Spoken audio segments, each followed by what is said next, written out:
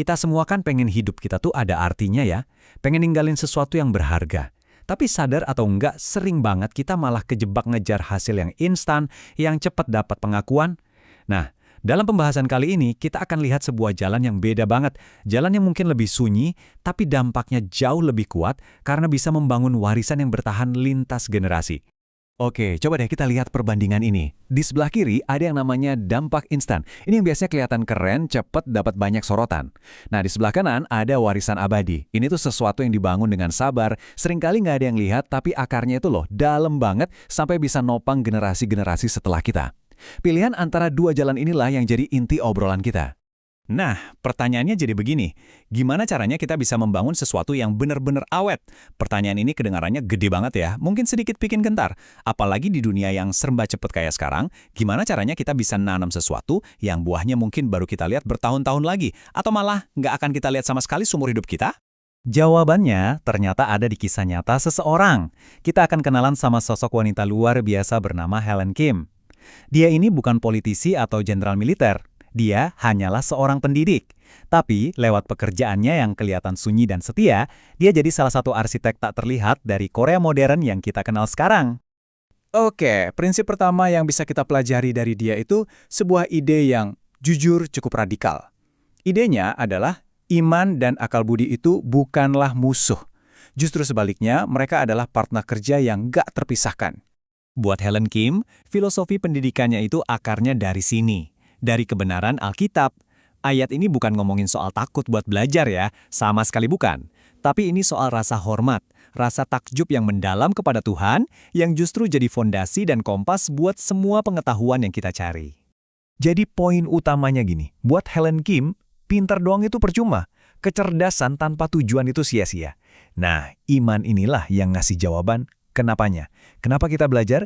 Biar belajar itu jadi sebuah tindakan pelayanan. Pikiran kita itu nggak dikekang sama iman, tapi justru dibebaskan untuk mengejar kebenaran yang jauh lebih besar. Sekarang, mari kita lihat gimana prinsip ini diuji di lapangan. Kekuatan sejati seseorang kan seringnya baru kelihatan pas lagi di bawah tekanan ya. Dan Helen Kim, dia menghadapi tekanan yang benar-benar luar biasa.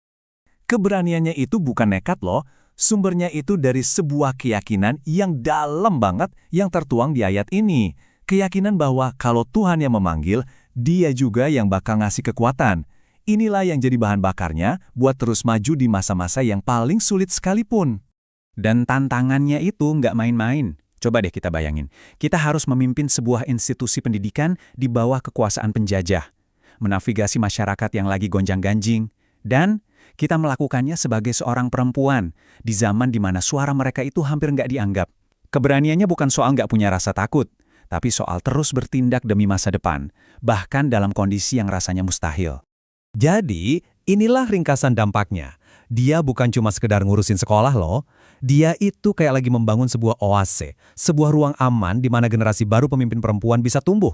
Sesuatu yang di zaman itu mungkin sama sekali nggak terpikirkan. Nah, sekarang kita sampai di jantung filosofinya.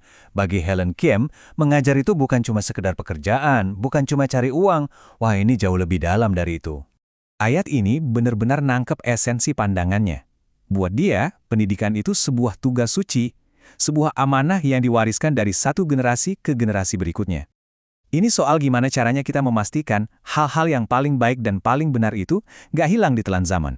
Jadi, apa sih artinya panggilan ilahi dalam konteks ini? Gampangnya gini. Ini berarti kita melihat setiap murid itu bukan sebagai angka di daftar absen, tapi sebagai pribadi utuh yang berharga dengan potensi tak terbatas. Ini artinya ruang kelas itu jadi tempat pembentukan jiwa, bukan cuma tempat transfer informasi. Dan ini dia, bagian yang paling sulit sekaligus paling indah. Pekerjaannya Helen Kim itu investasi jangka panjang. Dia seakan-akan menanam pohon yang rindangnya mungkin nggak akan pernah ia nikmati sendiri. Ini butuh level kesabaran dan iman yang luar biasa kan? Jadi setelah semua kesabaran dan iman itu, apa hasil akhirnya? Apa warisan yang ia tinggalkan? Jawabannya bukan gedung megah atau tumpukan buku, tapi manusia. Ayat ini gambaran puitis yang pas banget buat warisannya. Cahayanya itu bukan menyorot dirinya sendiri, tapi pada cahaya yang ia nyalakan di dalam diri ribuan muridnya, yang kemudian cahayanya itu menyebar ke seluruh penjuru masyarakat. Ini dia efek dominonya. Semuanya dimulai dari satu orang yang setia pada panggilannya. Kesetiaan itu memberdayakan murid-muridnya.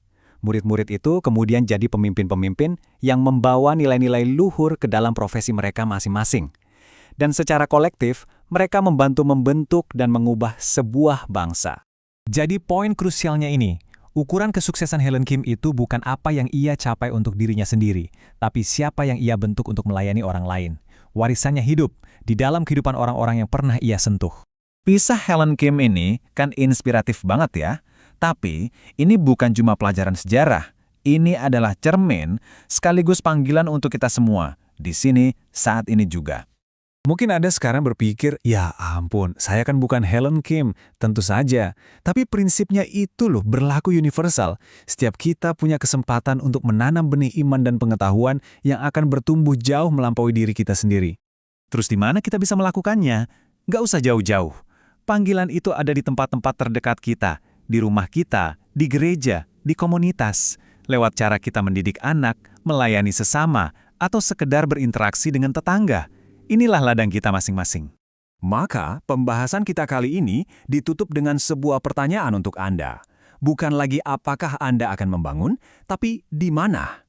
Melihat teladan Helen Kim, mari kita pilih jalan yang mungkin sunyi, tapi hasilnya abadi. Jadi, di mana Anda akan mulai menanam benih pertama untuk generasi yang akan datang?